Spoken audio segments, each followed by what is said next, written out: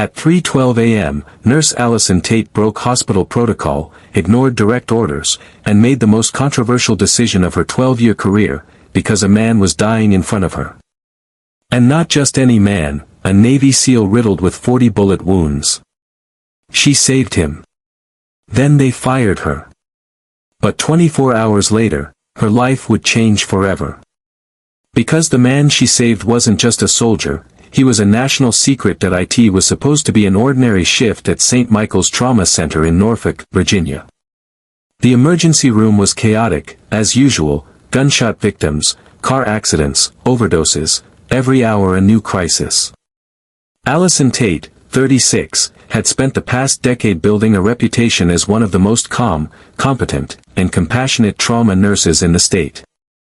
She didn't just clock in and out.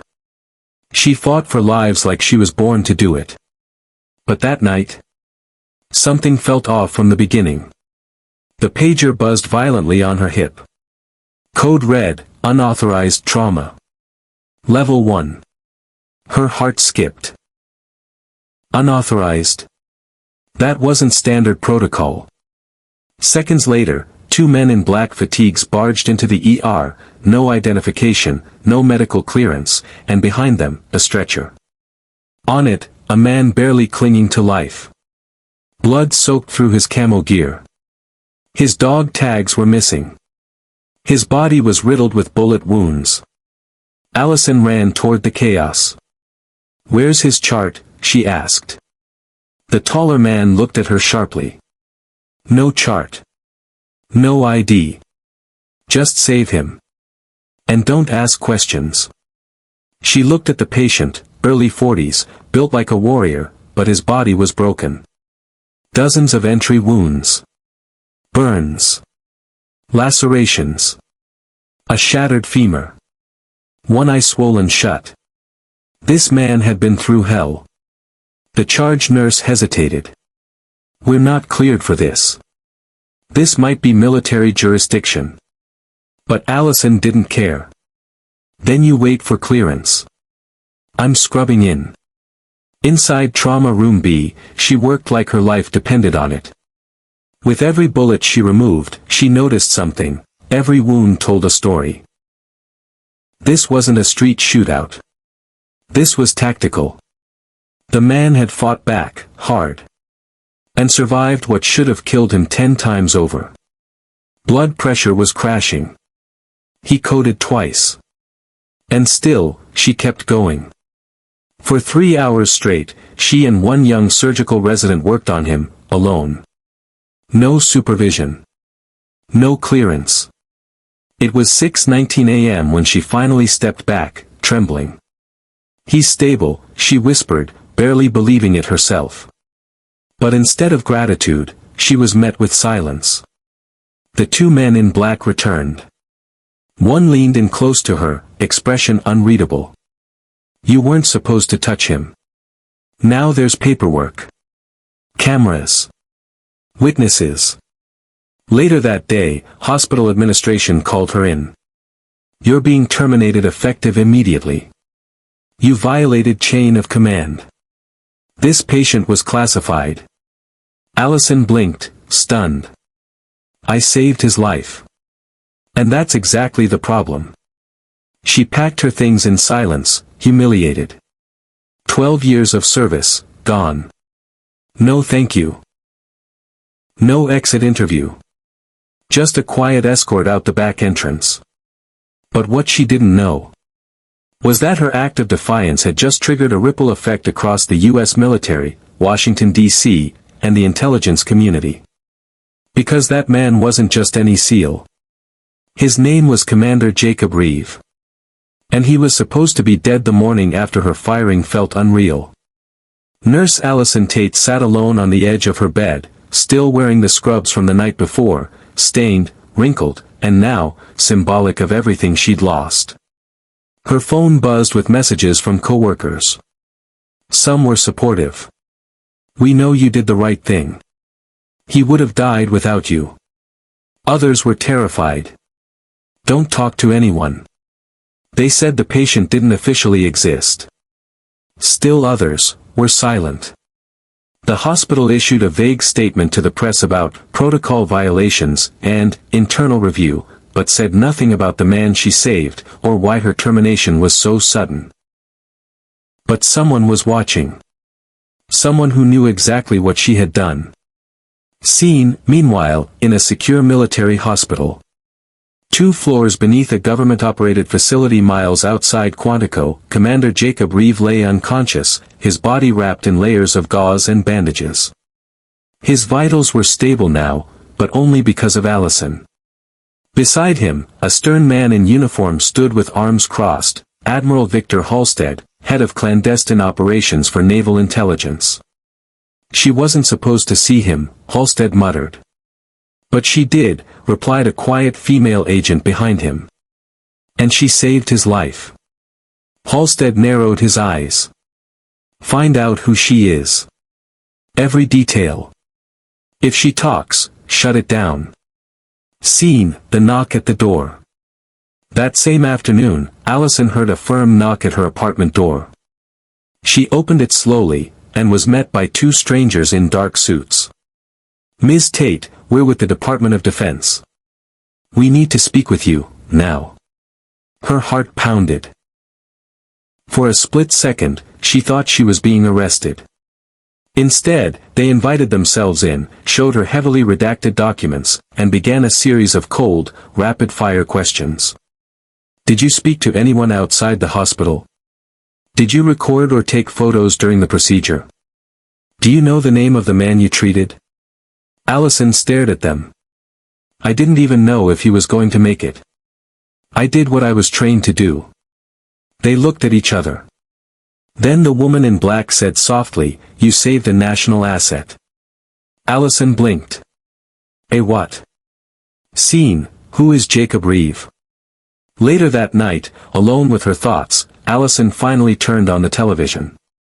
A breaking story flashed across the screen, but not about her. It was about an overseas mission gone wrong. The headline read, "Top Navy SEAL unit ambushed in undisclosed location, all presumed dead." They flashed photos of 4 men. All listed as Kia, killed in action. But the 4th man. Her heart stopped. She recognized the eyes, even through the burn marks and swelling. It was him. Commander Jacob Reeve. A ghost the government had already buried. Scene, the first call. The next morning, her phone rang. Unknown number. She answered cautiously. "Miss Tate? This is Commander Jacob Reeve. I owe you my life." Silence. "I don't know how much trouble you're in because of me, but you need to get out of town. Now." "Why?" she whispered. His voice dropped. "Because you just saved a man whose mission never officially happened. And there are people who want to make sure it stays that way." Scene, escape from silence. Within an hour, Allison was packed. Not because she believed in conspiracies, but because the pressure was real.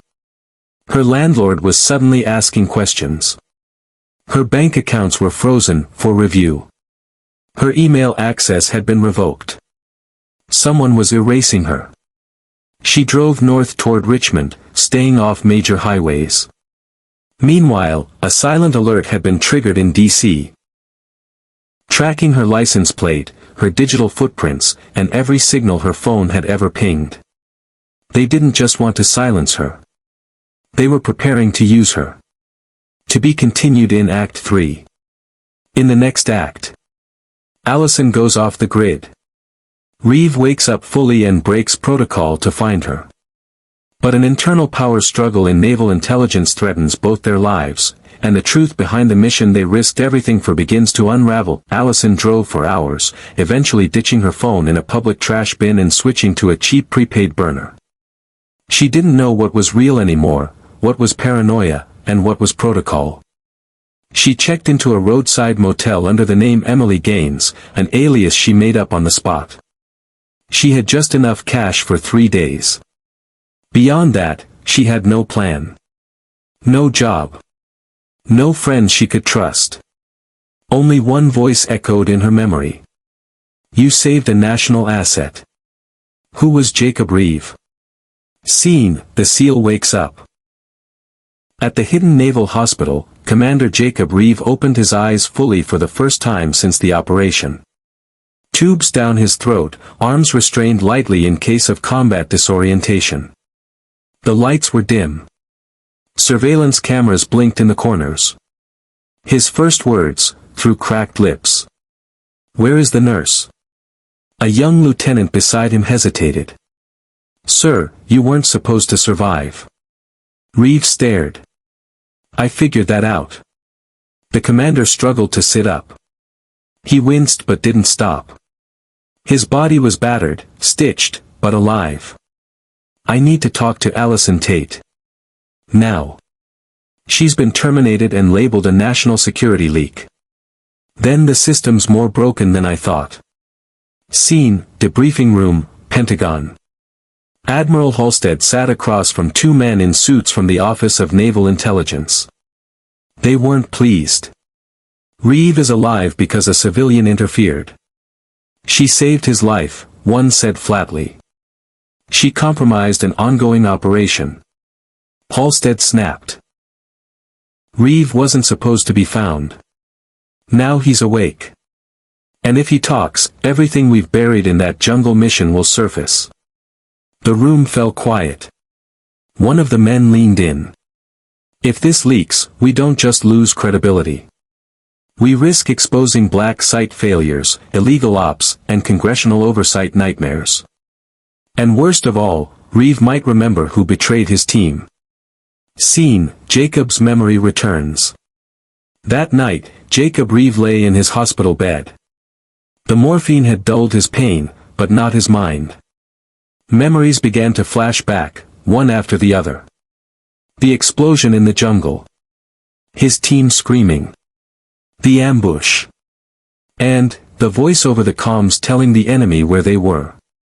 They knew we were coming, because someone on our side sent them.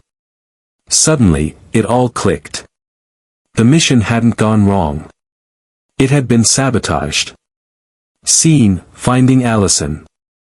Against all orders, Reeve pulled his /4 from his arm and snuck out of the facility. He knew it wouldn't be long before they flagged him. But he couldn't leave Allison out there alone. He used a favor from an old contact at the VA system to access vehicle cameras near the hospital where Allison had worked. Grainy footage. Blue sedan. License plate, partially visible. 2 hours later, he was on a motorcycle heading west. Scene, the motel reunion. Allison sat alone in the dim motel room, watching the local news with the sound off. Her eyes were tired, but her mind was racing. Then, 3 soft knocks on the door. She froze. Another knock. A familiar voice. "It's me. Jacob." She opened the door cautiously, and there he was. Pale, limping, with bruises and healing wounds, but very much alive. Her hand flew to her mouth. "You're not supposed to be alive," he finished for her. She nodded. "Neither were you, if they have their way." Scene, the truth unfolds. Jacob explained everything. "My team wasn't just ambushed. We were sold out. Someone on the inside wanted us gone. I was the only one who made it, barely. And because you stepped in, they couldn't quietly erase me." Allison sat stunned. "So this wasn't about you, it was about what you knew." He nodded grimly.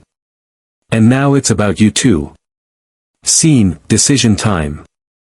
Jacob and Allison now faced a crossroads. Run. Hide. Or, fight back. She stared at him. "If we go public, they'll try to bury us." Jacob looked at her, fire behind his bruised eyes. "Then let's make it impossible to bury." To be continued in Act 4. In the next act, Jacob and Allison go on a dangerous mission to expose the betrayal. A journalist becomes their ally. But just as the truth nears daylight, a hit squad closes in, with orders to silence them both permanently. Jacob and Allison sat side by side at a cheap laminate table in the motel room, a single lamp casting long shadows across the walls. The air was heavy with tension, but their mission was now clear. Expose the betrayal, tell the world the truth, and clear Allison's name. They needed help, but not from anyone inside the system. "There's a journalist," Jacob said. "Name's Julian Barrett. Used to cover military corruption cases. Got blacklisted a few years ago for getting too close to a classified op. He'll believe us." Allison looked skeptical. "You trust a journalist with your life?" Jacob's voice was steady. "No. But I trust him with the truth." Scene, Washington, D.C., Underground Press. Julian Barrett wasn't easy to find. After his exposé on a failed drone strike in Yemen got buried by the Pentagon, he'd gone underground, literally. He now worked out of a basement apartment in D.C., surviving off freelance gigs and encrypted message boards. When Jacob contacted him through a secure channel, the journalist responded in less than a minute. "Meet me. Bring proof. Come alone." The next night, in a dim-lit parking garage beneath an abandoned mall, Julian met Jacob and Allison. Tall, with a salt and pepper beard and a worn leather satchel slung across his shoulder, Julian didn't waste time. "You were declared dead, Commander Reeve. And you," he said, turning to Allison, "have been painted as a rogue nurse who tampered with evidence." Jacob handed him a flash drive. "This is footage from a body cam we recovered before the op shows what really happened. Audio includes the voice of the traitor giving away our coordinates." Julian plugged it into a laptop. His face paled as he watched the footage. "My God, this could burn half the Pentagon." Scene, the warning. Back at Naval Intelligence HQ, Admiral Halstead received word from an internal asset. "Reeves off the grid. Last seen with a former journalist and the nurse. We have reason to believe they're preparing to leak something." Halstead slammed his fist on the desk. "I want them silenced. No loose ends. Use Protocol 6. That's a kill order, sir." "Exactly." Scene, the escape. Julian agreed to publish the footage but warned them. "Once this goes live, the hunt begins. They won't care about optics. They'll want you gone, fast." He began encrypting the files and uploading them to multiple whistleblower sites. But within minutes, black SUVs were spotted outside. Power to the building cut. Gunmetal shadows moved in silence. Jacob looked at Allison. "Time to go." He grabbed her hand. They burst through the back stairwell just as the front door was kicked open. Muffled gunshots echoed behind them. Julian stayed behind to finish the upload. "Go," he yelled, locking the door. They sprinted down a back alley, into the night. Scene, the sacrifice. From a safe distance, Jacob and Allison watched as the building exploded. The blast lit up the sky in orange and smoke. Sirens wailed in the distance. Julian was gone. "He knew," Jacob whispered. "He knew they'd come. And he still stayed." Allison's eyes welled with tears. She nodded, steeling herself. "Then we can't let it be for nothing." Scene, the upload goes live. Despite the attack, Julian's safeguards kicked in. At exactly 6 a.m. the next morning, the footage auto-uploaded to over 40 global news networks, encrypted blogs, and military watchdog channels. Headlines exploded. Leaked footage exposes Navy SEAL unit betrayal. Hero nurse saved SEAL targeted by own command. Black Ops command under investigation for cover-up. The footage included the audio clip. Confirm detonation. Eliminate all assets, including Reeve. Admiral Halstead's voice. Scene, the nation responds. Public outrage erupted. Veterans groups demanded justice. Protesters flooded D.C.